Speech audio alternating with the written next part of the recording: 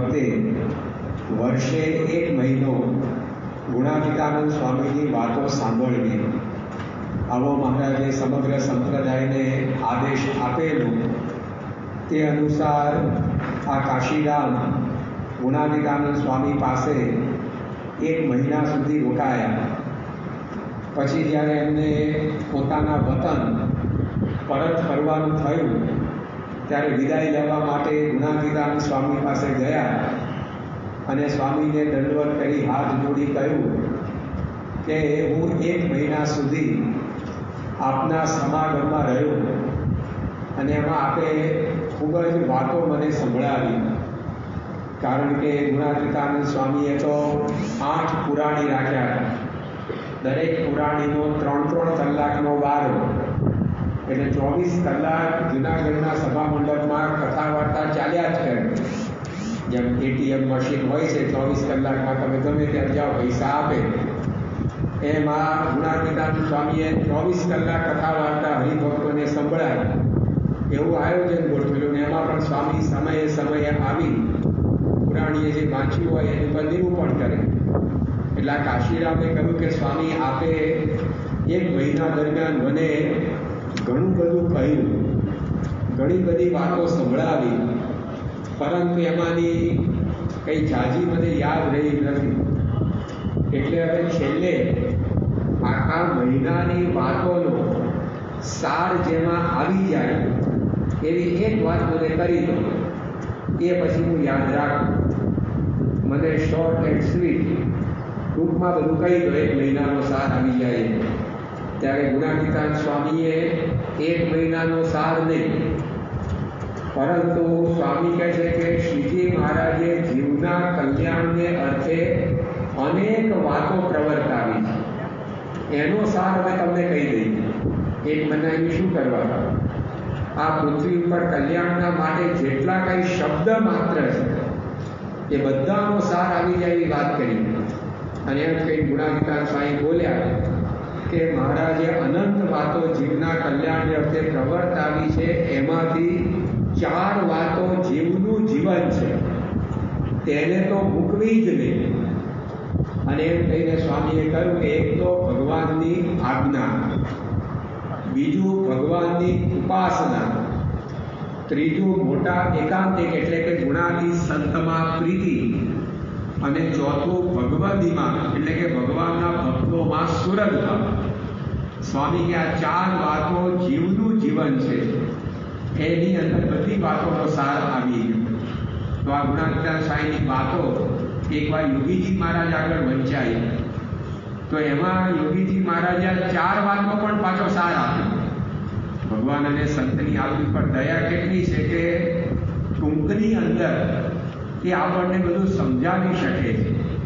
કારણ કે એ જાણે છે કે આપણે બધા કામકાજ લઈને બેઠા છીએ અને ઘણીવાર આળસ પ્રમાદે જીવની અંદર હોય, એટલે જાજુ કહીશું તો કોઈ કરશે નહીં. એમાં આપણે ન કરીએ અમે એમનું તો કંઈ બગડતું નથી, છતાં પણ એમને આપણી ઉપર એવી દયા છે, કરુણા છે કે આપણું કલ્યાણ ન બગડે, આપણો મોક્ષ ન બગડે. એટલે કન્સેશન એ સારનો સાર આપે. તો યોગીજી મહારાજે કહ્યું કે સ્વામી આ 4 વાતો જીવનું જીવન કહ્યું, આજ્ઞા, ઉપાસના, સંતમાં પ્રીતિ અને ભક્તમાં સુરતભાવ. પણ યોગી બાપા કે આ બધામાં એક જો સુરતભાવ હોય તો બાકીના 3 આગળ જતા એની અંદર આવી જાય. જેમ પૈસો પૈસાને ખેંચે, વાદળા વાદળાને ખેંચે, એમાં સુરતભાવ સ્વામી કે 3 ગુણને બાકીના ખેંચે.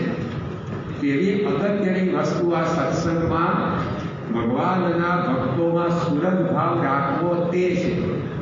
આજનો દિવસ સુરતભાવ દિન છે, એટલા માટે આપણે આની પ્રસ્તાવના બાંધી કે આજે જે સુરતભાવ દિન સ્વામીશ્રીના સાનિધ્યમાં આપણે ઉજવી રહ્યા છીએ, તે સુરતભાવ શબ્દ આપણા સત્સંગમાં અવારનવાર આપણે સાંભળીએ છીએ.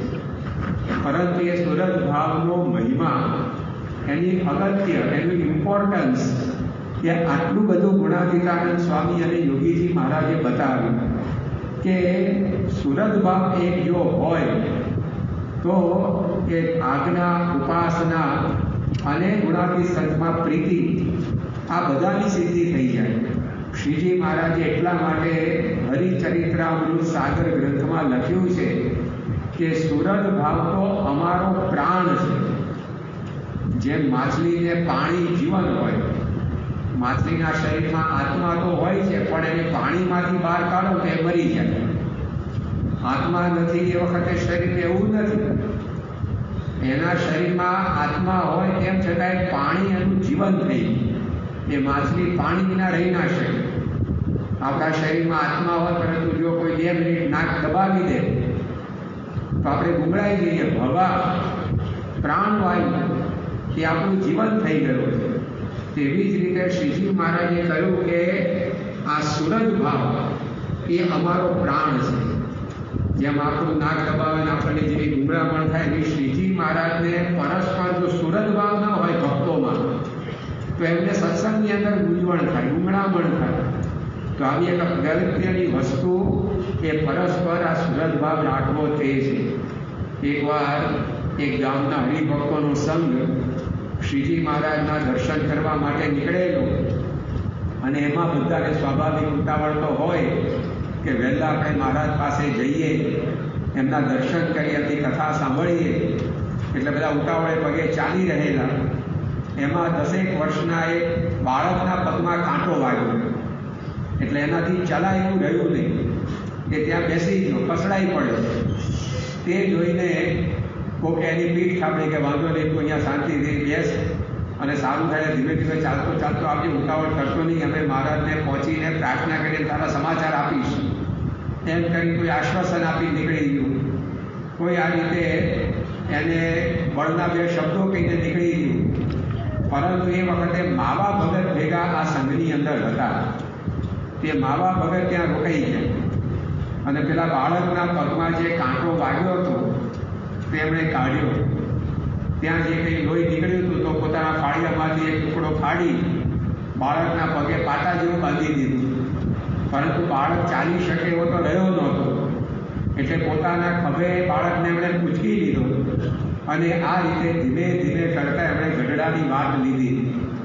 બીજી બાજુ જે પેલા સંઘના માણસો હતા કે તો બધા ચાલતા ચાલતા સીધા પહોંચી ગયા ગઢડા અને મહારાજ પાસે પહોંચ્યા. મુક્તાન સામે કહ્યું કે જુઓ મહારાજ, આ ફલાણા ગામના હરિભક્તો પધાર્યા, સંઘ આવ્યો. પણ મહારાજે એની સામે નજર પણ ન કરી. આમ તો શ્રીજી મહારાજની પ્રકૃતિ એવી અશરણ શરણ ભુજ દંડ ભગવાનના ભક્તને ભેટવા ઊભા થાય. જો મહારાજને ખબર પડે કે કોઈ હરિભક્તનો સંઘ આવી રહ્યો છે તો શ્રીજી મહારાજ એ હરિભક્તોને વધાવવા, આવકારવા પોતાના આસન પરથી ઊભા થઈને સામે જાય. ઘણી વાર હરિભક્તોને, સંતોને દંડવત કરે. આટલો ઉમળકો આવી જાય મહારાજને કે હરિભક્તો આવ્યા, સંતો આવ્યા. પણ આમાં તો મુક્તાન સ્વામીએ ખબર આપી કે મહારાજ આ ફલાણા ગામના હરિભક્તોનો સંઘ આવે છે, પણ મહારાજે કોઈ ઉત્સાહ દાખવ્યો નહીં. એ બાજુ નજર પણ કરી નહીં. બીજી વાર મુક્તાન સ્વામીએ કહ્યું, છતાં પણ મહારાજે કોઈ નોંધ ન લીધી હોય એ રીતનું વર્તન રાખ્યું. છેવટે થોડી વારે પેલા માવા ભગત, એ નાના બાળક જેના પગમાં કાંટો વાગ્યો તેને ઉંચકીને મહારાજ પાસે આવ્યા. ત્યારે શ્રીજી મહારાજ બોલ્યા કે હવે સંઘ આવ્યો. હવે આ તો 2 જણા હતા, માવા ભગત અને પેલો બાળક. તો 2 માણસથી સંઘ ઓછો કહેવાય. 50-100 માણસો આવે તો આપણે એને સંઘ ગણીએ. પરંતુ શ્રીજી મહારાજે 50-100નું મંડળ આવ્યું એને સંઘ આવે એવું ના કહ્યું. પણ આ 2 જણા આવે એમાં બોલ્યા કે સંઘ આવ્યો. કારણ કે બંનેમાં પરસ્પર સુરત ભાવની ભાવના હતી. માવા ભગતને પેલો બાળક ગવાયો છે તો એને હું કેમ કરીને મદદરૂપ થઉં, આવી ભાવના. અને એના લીધે એ પોતે રોકાયા. મહારાજના દર્શનનો લાભ પણ જતો કર્યો. તો મહારાજ બોલ્યા સંઘ આવ્યો, કારણ કે સુરત ભાવની ભાવના હતી.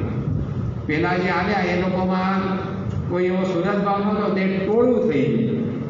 50-100 જણ આવ્યા પણ શું થયું? ટોળું. અને આ 2 જણ આવ્યા તો એ સંઘ.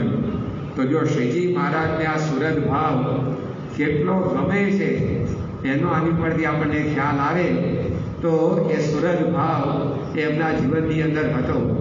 ગુણાતીતાનંદ સ્વામી એ પણ સુરત ભાવનું મૂર્તિમાન સ્વરૂપ એમના જીવનની અંદર પણ સંતો ભક્તો માટે અનેક પ્રકારે શું કરી નાખવું એવી ભાવના એમના જીવનમાં રહેતી। એકવાર જ્યારે બોટાદના હરિભક્તો શિવલાલ શેઠ વગેરે ગુણાતીતાન સાંઈના દર્શને પગપાળા પહોંચ્યા, પરંતુ રસ્તામાં વરસાદ પડ્યો હતો એટલે બધા હરિભક્તોના વસ્ત્રો પલળી ગયા હતા અને સ્વામીને ખબર પડી તો એમણે ત્રિકમદાસ કોઠારીને કહ્યું કે આ કોઠારની અંદર જે નવા ટાંકા છે, જે ધોતિયા પડ્યા છે, એ બધા લઈને માપ પ્રમાણે ફાડવા માંડો અને આ બધા હરિભક્તો એના વસ્ત્રો પલળી ગયા છે તો બધાને એક એક નવા નવા વસ્ત્ર આપી દો। તો સ્વામીએ પોતે આ રીતે હરિભક્તો માટે શું કરી નાખીએ એવી ભાવના એમના જીવનમાં હંમેશા રહેતી। આ જન્મોત્સવ પછીના દિવસોમાં સ્વામીશ્રી દ્વારા પારાયણની સાથે વસ્ત્ર વિતરણ, રક્તદાન યજ્ઞ અને નેત્ર યજ્ઞના સમાજલક્ષી સેવા કાર્યો પણ સંપન્ન થયા। તે માટે તારીખ 13 એપ્રિલની સવારે તેઓ કોલકાતાથી 50 કિમી દૂર આવેલા સુંદરવનના જયનગરમાં નિમપીઠ મુકામે પધાર્યા। અહીં તેઓને રામકૃષ્ણ સેવાશ્રમ તથા ગુજરાતી રિલીફ સોસાયટીના કાર્યકર્તાઓએ સત્કાર્યા। અત્રે નેત્રરોગ પીડિત 200 ગરીબ દર્દીઓ માટે સંસ્થાની આર્થિક સહાયથી શસ્ત્રક્રિયાનો કાર્યક્રમ યોજાયેલો। આ નેત્ર યજ્ઞનું ઉદ્ઘાટન સ્વામીશ્રીએ કર્યું। આમ આધ્યાત્મિક, સામાજિક, સાંસ્કૃતિક ક્ષેત્રે અનેક આયોજનો દ્વારા પૂર્વાચલ પણ દ્વિશતાબ્દીના ઉદ્ઘોષથી ગાજી ઉઠ્યું। તારીખ 14 એપ્રિલની બપોરે 3 વાગે પશ્ચિમ બંગાળના રાજભવનમાં પધરામણી કરી સ્વામીશ્રી ભદ્રેશ્વર થઈ હમીરાગાછી મુકામે પધાર્યા। અહીં કાશી વિશ્વનાથ સેવા સમિતિ દ્વારા સંચાલિત ધર્મશાળામાં એક દિવસીય સત્સંગ શિબિર યોજાયેલી। તેમાં તારીખ 15 એપ્રિલની સવારે કિંગ ઓફ કલકત્તા નામની હળવી રમત આરંભાઈ। તેના ભાગરૂપે કલકત્તાના રાજા બનેલા એક ભક્ત દ્વારા થયેલી વિવિધ વસ્તુઓની માંગણી 2 પક્ષમાં વહેંચાયેલા સેવકો પૂરી કરવા લાગ્યા। તે ક્રમમાં એક માંગ એવી મુકાઈ કે કંઠી વગરના 2 યુવક લઈ આવો। આ વખતે બંને પક્ષો વચ્ચે રસાકસી થઈ રહી, કારણ કે સત્સંગીની શિબિરમાં આવા યુવકો તો ક્યાંથી મળે। પણ વિજય મેળવવાની લાઈમાં એક પક્ષે 2 યુવકોની કંઠી ગળામાંથી કઢાવી નાખીને તેઓને રજૂ કર્યા। આ હરકત સ્વામીશ્રીને બિલકુલ ન ગમી। તેઓ તરત જ કહ્યું, કંઠી તો ગળામાંથી કોઈ દિવસ રમતમાં કઢાય જ નહીં। પછી તેની પૃષ્ટિમાં સ્વામીશ્રી બોલ્યા, અહીંની કથા જો અહીંથી જ ભૂલી જવાની હોય તો કલકત્તા સુધી ક્યાંથી પહોંચે? શિર સાટે કંઠી રાખવી, વિધિ નિષેધ બરાબર પાડવા, શિબિરમાં ગયા તોય શું ને ન ગયા તોય શું, એવું ન સમજવું। પાડવું છે તેને બધુંય પડાય। પૂજા કરવાની રોજ ટેવ પાડવી, તિલક ચાંદલો બધાએ કરવું, ધોતિયું પહેરીને જ પૂજા કરવી। છોકરાઓને જુદા જુદા રૂમ આપીએ પણ તેમાં તે શું મૂકે છે તે જોવું। એક સ્થળે એક છોકરાની રૂમમાં પગ મૂકે તે બીભત્સ ચિત્ર જોઈ તરત પાછા વળી ગયા। નટ નટીઓના કે ગુંડા જેવા લોકોના ફોટા મૂકે તેમાંથી શું પ્રેરણા મળવાની છે? ભગવાન અને સંતના ફોટા હોય તો દિવ્યતા મળે। આમ સતત પોણા 2 કલાક સુધી ધર્મ નિર્મળી ઉડાડી સ્વામીશ્રીએ સૌમાં નિયમનું પાલન બળસિંચી દીધું। ત્યારબાદ તેઓ બેલુરમાં રામકૃષ્ણ મઠના દર્શન કરી કલકત્તા આવી પહોંચ્યા। તારીખ 16 એપ્રિલના રોજ બિરલા મંદિરના દર્શને પણ પધાર્યા। તારીખ 19 એપ્રિલના રોજ હાવરા સાલકિયામાં પધરામણી કરીને સ્વામીશ્રી જમવા બિરાજ્યા ત્યારે સંતો પણ સાથે જ ઠાકોરજી જમાડી રહેલા। પરંતુ તે વખતે સાંપ્રદાયિક પ્રણાલી મુજબ કોઈ શ્લોક ન ગાયા, તેથી સ્વામીશ્રી એક સંત સામે ઇશારો કરી તેઓને શ્લોકો લલકારવાનું જણાવતા તે સંતે શોભો સાધુ ગુણે સ્તુતિ શરૂ કરી। પોતાની પ્રશસ્તિ સ્વામીશ્રીને પ્રસન્ન ન પડતા તેઓ બીજા સંતને શ્લોકગાન કરવા નિર્દેશ કર્યો। તેઓએ પણ સ્વામીશ્રી સંબંધી સરલમ હૃદય શ્લોક ગાતા સ્વામીશ્રી બોલ્યા, જમતી વખતે શ્લોકો બોલવા જોઈએ, મૂંગા મૂંગા ન જમવું।